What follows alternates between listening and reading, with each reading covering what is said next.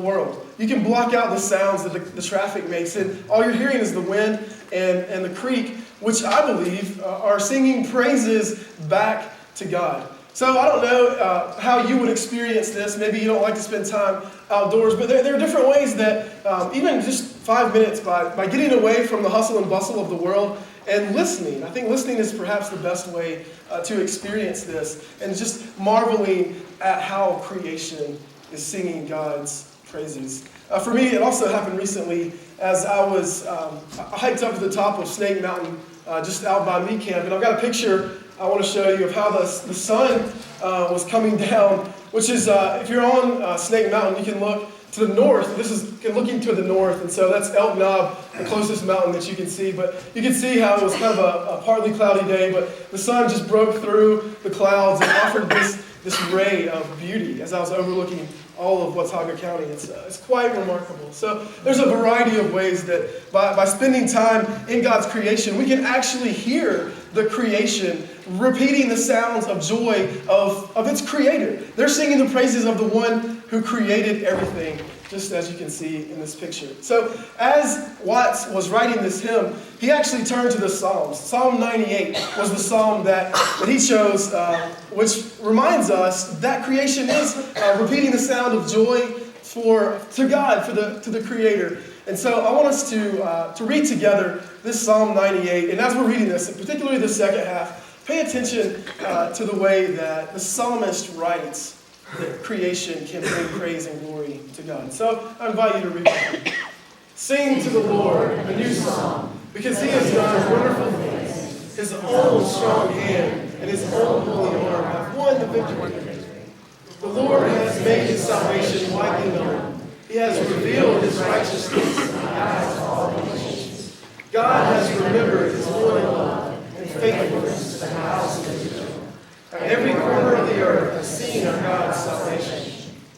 Shout triumphantly to the Lord, all the earth. Be happy. Rejoice out loud. Sing your praises. Sing your praises to the Lord with the lyre and the sound of music.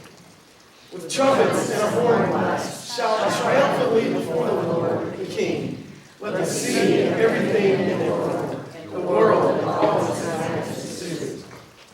Let all the rivers clap their hands. Let the mountains rejoice out loud, all together before the Lord, because he is coming to establish justice on the earth. He will establish justice in the world rightly. He will establish justice among all people fairly.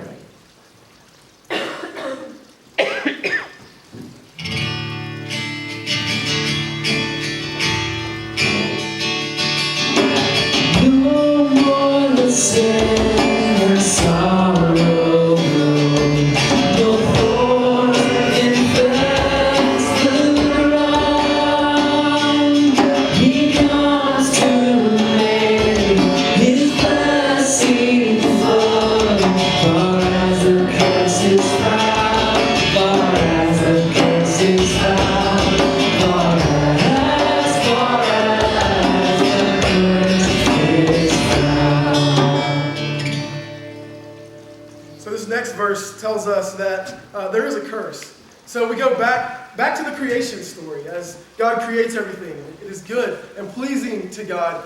As the climactic event to creation, God creates human beings, Adam and Eve, as a way of caretaking, of providing care for all that God had created. God gives them one rule. And the one rule that he gives, you can enjoy everything in the garden. Everything is yours to have dominion and to take care of this, except for the fruit that comes from the tree of the knowledge of good and evil. So this was the one thing that God commanded, don't do. And that's exactly the thing that they did. They took the fruit from the tree of the knowledge of good and evil. And as a result, they brought sin into the world. Before this, there was no death. It was paradise. Before this, there was no sin. It was paradise. Before this, everything was perfect, and as God had created it, it was paradise. But by bringing and introducing sin into the world, death comes into the world. And God also brings this curse upon the earth. Let's take a look at that. To the man he said, because you listened to your wife's voice, and you ate from the tree that I commanded, don't eat from it. So God says to them, don't eat it. They did the one thing God said don't do. Cursed is the fertile land because of you.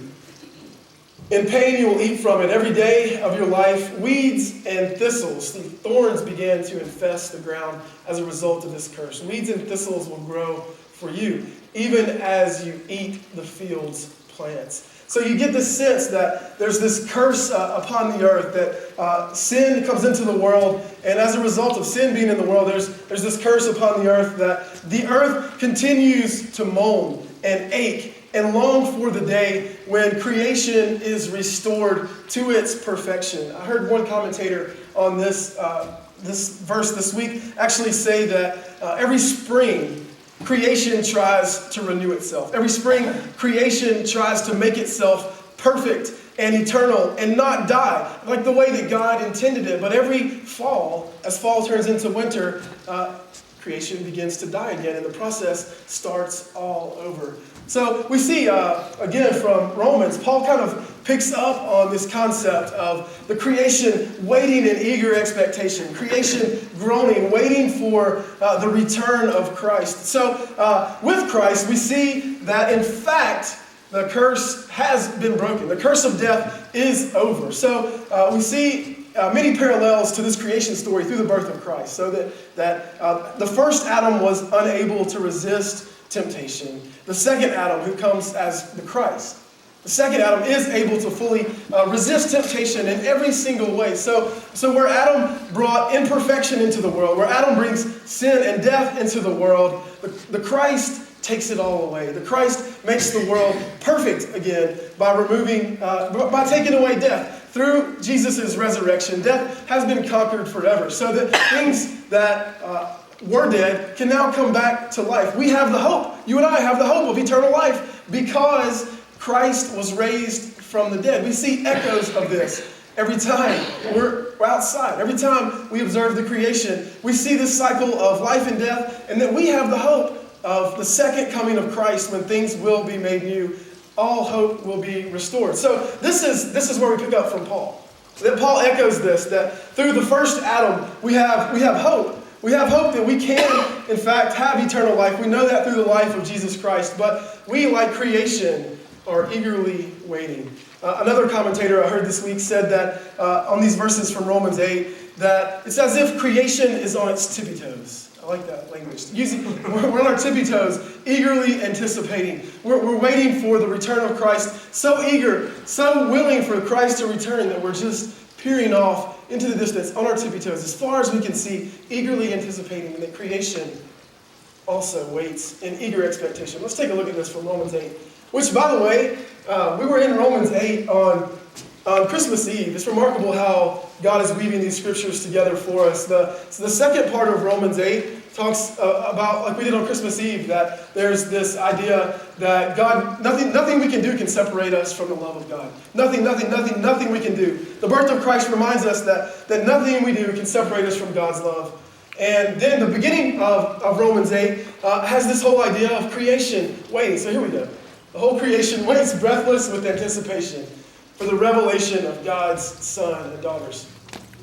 Creation was subjected to frustration, not by its own choice, right? So Adam and Eve introducing sin into the world, sin and death. As a result, we live in a broken and fallen world. Sometimes the world is moaning and groaning and aching, not by its own choice, but because the world is broken. It was the choice of the one who subjected it, but in the hope that the creation itself will be set free from slavery to decay, and brought into the glorious freedom of God's children. So we're longing for this freedom. Just as creation longs for the freedom that Christ brings, so are we. And we know that the whole creation is groaning together and suffering labor pains up until now. So with Christ, the curse is broken. With Christ, we no longer have to worry about death being the final answer, because we know that death has been conquered forever. So let's continue as we sing.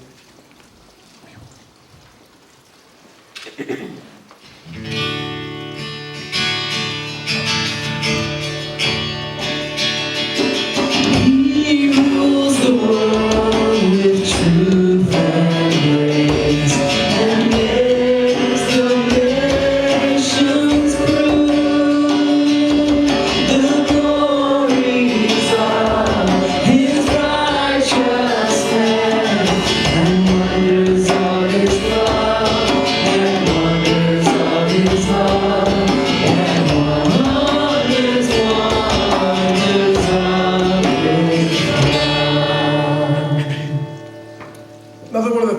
been so prevalent throughout this series is that we have encouraged a sense of wonder. That through we sang Away in a Manger, and Kyle reminded us of the childlike wonder that the Bible calls us to have, that Jesus calls us to have. This view of God that is full of awe. That we look upon God with such reverence and such respect that there are aspects of God's character and nature that we simply don't understand, and that's okay. And I think one of the main mysteries of our faith comes to us in the form of Jesus' death and resurrection. We don't understand how death can be conquered forever. We don't understand how something that was dead can come back to life. This is one of the great mysteries of God. And so as we celebrate this great mystery through Holy Communion today, I would invite us to return to a sense of wonder.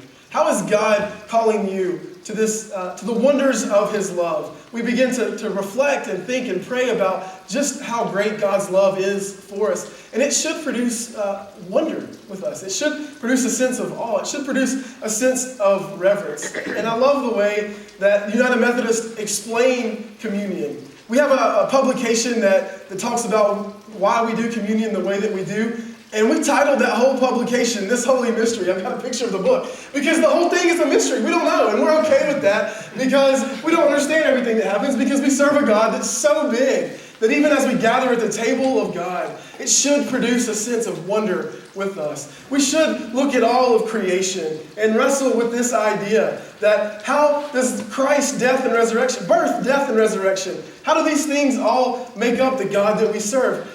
Produce a sense of awe, a sense of wonder. So as we come to the table and celebrate this holy mystery, I invite you to return to a sense of wonder, a sense of awe, the wonders of God's love.